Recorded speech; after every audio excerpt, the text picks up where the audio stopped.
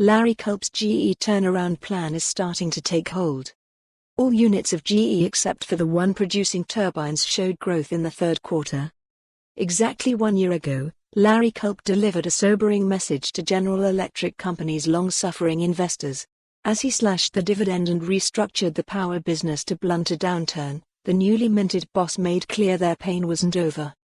Today, he put forth a more encouraging prognosis, offering hints that a turnaround is finally taking hold at the once dominant industrial giant.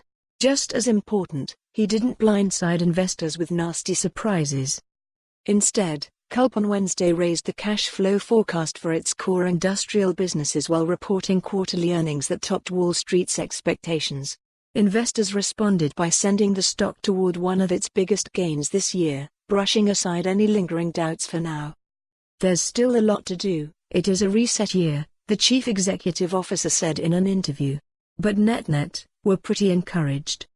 Culp came to GE with a gleaming resume as an industrial guru, having boosted sales and profits at manufacturer Danaher Corporation, the first outsider to become CEO of GE. Culp faced a daunting task. GE's decline has been among the most stark in recent corporate history. No-frills approach. The iconic manufacturer of jet engines and medical scanners has cycled through CEOs, struggled with dwindling cash flows and mounting debt, watched its share price shrivel and even got the boot from the Dow Jones Industrial Average. After that rocky debut last October, Culp has taken a deliberate and characteristically no-frills approach. He's walked factory floors to identify inefficiencies and tackled outsized debt. "Improvement is starting to show," he said, "from operations to leverage to the reshaped portfolio."